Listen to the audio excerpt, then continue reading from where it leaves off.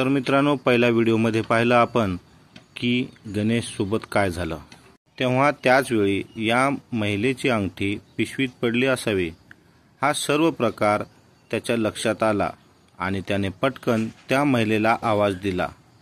पण कारच्या काचा वर असल्यामुळे गणेशचा आवाज तिच्यापर्यंत पोहोचू शकला नाही आणि ती निघून गेली। त्यानंतर गणेश पुन्हा बाजारात फुगे विकण्याचा प्रयत्न करू लागला। त्याला आपल्या घर खर्चाची चिंता सतावत होती, कारण आजही त्याचा धंदा खूप कमी झाला होता। गणेश बाजारातील एका सोन्याच्या दुकानाजवळ गेला। तेव्हा त्याला पाहून सोनार म्हणू लागला, काय हवंय? आमच्या इथं लहान मुलं नाहीयेत, पुढे जा। पुढे जाऊन तुझे फुगे विकत बस। यावर गणेश म्हणाला, मी इथे फुगे विकायला आलो नाही, माझं तुमच्याकडे एक काम आहे। ते ऐकून तो सोनार गणेशला म्हणू लागला, तुझे माझ्याकडे काम आहे? यावर गणेश खिशातून अंगठी काढून त्या सोनाराला दाखवली आणि त्याला विचारलं, या अंगठीची किंमत किती असेल? सोनाराने एक नजर अंगठीवर टाकली आणि दुसरी नजर गणेशवर टाकत त्याला विचारलं, ही अंगठी तुझ्याकडे कुठून आली? ही तर डायमंडची अंगठी आहे। यावर गणेश म्हणाला, ही अंगठी माझ्या पत्नीची आहे, मला सांगा याची काय किंमत मिळेल? मग त्या सोनाराने आणि पुन्हा एकदा गणेशकडे पाहिले आणि त्याने त्या अंगठीचे वजन केले। त्यानंतर तो म्हणाला, ह्याची किंमत जवळजवळ 1.25 लाख रुपये इतकी आहे।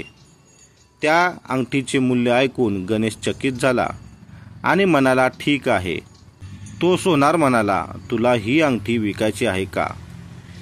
आधी गणेशने विचार केला की जर मी ही अंगठी विकली तर माझे दिवस सुधारतील, पण परत त्याने विचार केला आणि म्हणाला, नाही, मला ही अंगठी विकायची नाही।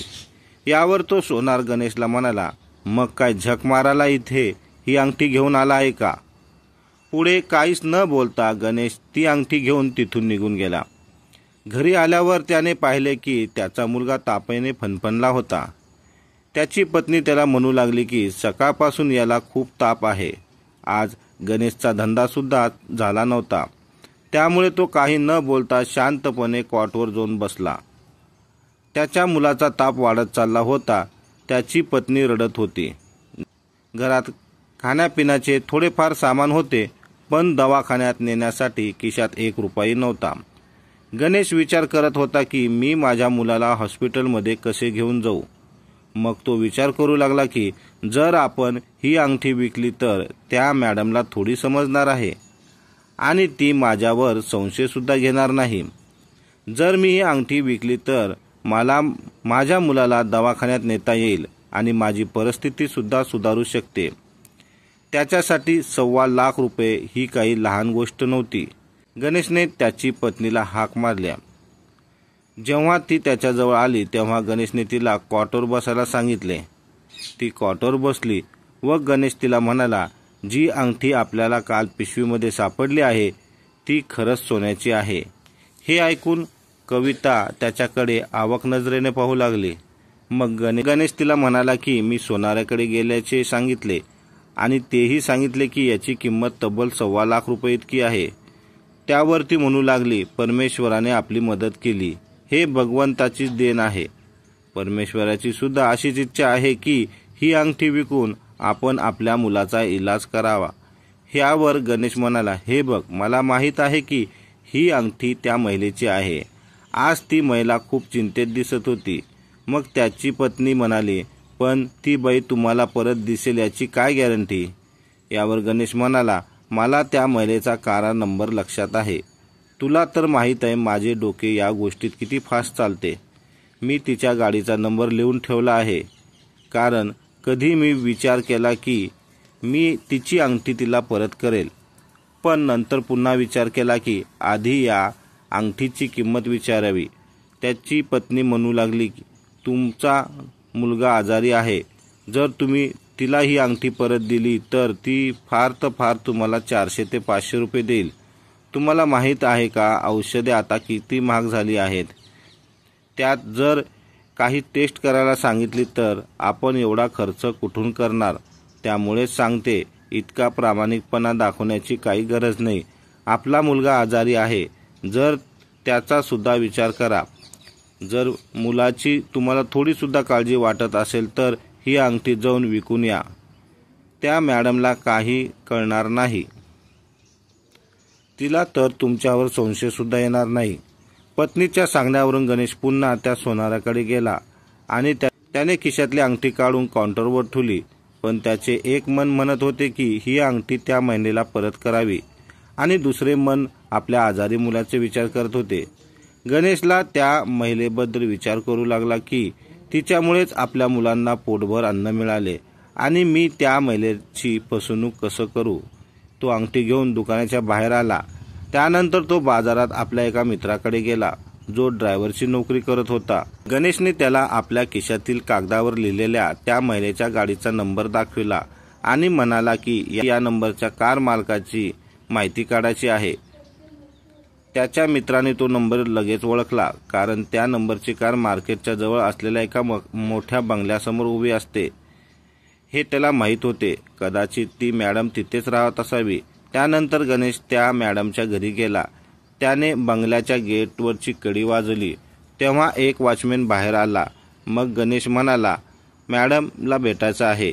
यावर त्या वॉचमॅनने गणेशकडे पायापासून ते वरपर्यंत पाहिले आणि म्हणाला, तू काय वेडा झाला आहेस की काय? आमची मॅडम असे कोणालाही भेटत नाही. इथून निघून जा, नाहीतर तुझ्यामुळे माझी नोकरी जाईल. त्याचा वाद सुरू असताना बंगल्याच्या गॅलरीत ती महिला चहा पिण्यासाठी आली. तेव्हा अचानक तिचे लक्ष गणेशवर पडले. त्यानंतर काही वेळाने त्या मॅडम बाहेर आल्या आणि गणेशला पाहून त्या थोड्याशा हसल्या आणि म्हणाल्या, तुम्हाला काही मदत हवी का? आणि तुम्हाला माझा घरचा पत्ता कोणी सांगितला? गणेशने काहीच न बोलता खिशातून अंगठी काढली आणि त्या मॅडमच्या हातात ठेवली. अंगठी पाहून ती मॅडम खूप खुश झाली आणि ती गणेशला म्हणाली, ही अंगठी तुम्हाला कुठे सापडली? मग गणेश म्हणाला, मॅडम, मॉल बाहेर जेव्हा तुम्ही फुगे घेण्यासाठी माझ्या पिशवीत हात घातला होता तेव्हा तुमची अंगठी माझ्या पिशवीत पडली असावी. अंगठी मिळाल्यामुळे तिला खूप आनंद झाला होता. त्यावेळी तिथे त्या महिलेची मैत्रीण आली होती. ती महिलाची मैत्रीण म्हणाली, बघ, या जगामध्ये असे प्रामाणिक लोकसुद्धा आहेत. हा माणूस खूप गरीब आहे, तरी देखील त्याने तुझी सोन्याची अंगठी परत केली. हवे तर त्यांनी ही अंगठी त्याच्या गरजा भागवण्यासाठी विकली सुद्धा असती, पण स्वतःचा विचार न करता त्याने तुझा पत्ता शोधून तुझी अंगठी तुला परत केली. यावर त्या महिलेची मैत्रीण एक यूट्यूबर आहे आणि मला असं वाटतंय की मी तुमच्यासोबत एक छोटासा व्हिडिओ बनवा. हे ऐकून गणेश म्हणाला, नाही मॅडम, मला हे सर्व आवडत नाही. त्यावरती महिला म्हणाली, मला तुमचा प्रामाणिकपणा सोशल मीडियावरच्या माध्यमातून जगासमोर आणायचा आहे. त्यानंतर तिने गणेशसोबत एक प्रामाणिकपणाचा व्हिडिओ बनवला. मग ती म्हणाली, मला तुमचा घरचा पत्ता द्या आणि तुमचे नाव सांगा. त्यावर गणेश म्हणाला, तुम्ही या गरिबाच्या घरचा पत्ता घेऊन काय करणार? मग ती म्हणाली, माझा एक छोटंसं काम आहे. त्यानंतर गणेश तिला आपल्या घराचा पत्ता दिला आणि तो पुन्हा आपल्या घरी आला. त्या मुलाचा ताप खूप वाढला होता. त्याची पत्नी रडत त्याला म्हणाली, तुम्ही ती अंगठी विकून पैसे घेऊन आलात का? गणेश पुढे काहीच बोलू शकला नाही. त्याच्या मुलाची तब्येत जास्त खराब होऊ लागली होती. तो आपल्या पत्नीला म्हणाला, ती अंगठी ज्याची होती त्यांना मी ती अंगठी परत करून आलो आहे. हे ऐकून त्याची पत्नी आणखी रडू लागली आणि म्हणाली, तुम्ही हे काय केलं? तुमचा प्रामाणिकपणा आपल्या मुलाचा जीव घेईल. ती रडत त्याला वाईट साईड बोलू लागली. अस्वस्थ तर तो सुद्धा झाला होता, कारण आनंदाच्या भरात त्या मॅडमने त्यावेळेस त्याला काही दिले नाही. मी या विचाराने गेलो होतो, कदाचित मॅडम खुश होऊन किमान 1000 रुपये तर देईल, जेणेकरून मुलाला दवाखान्यात नेता येईल. आता त्याला सुचत नव्हतं की त्याने काय करावे. मुलाचा ताप उतरायचं नाव घेत नव्हतं, पण तो आपल्या मुलाच्या डोक्यावर गार पट्ट्या ठेवू लागला. त्याची पत्नी कविता आपल्या मुलाची हालत पाहून रडत होती. अशातच संपूर्ण रात्र निघून गेली. सकाळी त्याच्या घराचा दरवाजा कोणीतरी ठोठवला. तेव्हा गणेश दरवाजा उघडला. त्या मॅडमची मैत्रीण बाहेर होती, जिच्यासोबत गणेशने काल एक छोटासा व्हिडिओ बनवला होता. ती खूप आनंदी दिसत होती. मग ती म्हणू लागली, तुमचा व्हिडिओ एका रात्रीत खूप व्हायरल झाला आहे. एका रात्रीत तुमच्या व्हिडिओने जादू केली आहे. त्यानंतर त्या महिलेने पर्समधून 2 लाख रुपये काढले आणि गणेशच्या हातात ठेवले आणि ती म्हणाली, हे घ्या, पैसे तुमचे आहेत. ते पैसे पाहून गणेश हैराण झाला आणि म्हणाला, मॅडम हे पैसे? हो, हे पैसे तुमचेच आहेत. मग ती त्याला समजवत म्हणाली, हे पैसे तुमच्या व्हायरल व्हिडिओचेच आहेत. ते सध्या तर पैसे अकाउंटवर जमा झाले नाहीत, पण नंतर ते जमा होतीलच. त्यामुळे मी माझ्याकडचे पैसे तुम्हाला आता देत आहे. हे तुमचे पैसे आहेत. तुमच्या कठीण प्रसंगी तुम्ही ती 1 लाख रुपयाची अंगठी न विकता प्रामाणिकपणा दाखवला. त्यामुळे परमेश्वराने तुमची मदत केली आणि तुम्हाला 2 लाख रुपये दिले. हे ऐकून गणेश आणि गणेशची पत्नी ढसाढसा रडू लागली आणि परमेश्वराचा आभार मानू लागले. गणेशने आपल्या कठीण वेळी परमेश्वरावर विश्वास ठेवला आणि त्याचे पण त्याला फळ मिळाले. जसे कर्म तसे फळ. तर मित्रांनो, हा व्हिडिओ तुम्हाला कसा वाटला हे कमेंट बॉक्समध्ये जरूर सांगा. चॅनलवर नवीन असाल तर सबस्क्राईब करायचं विसरू नका. धन्यवाद.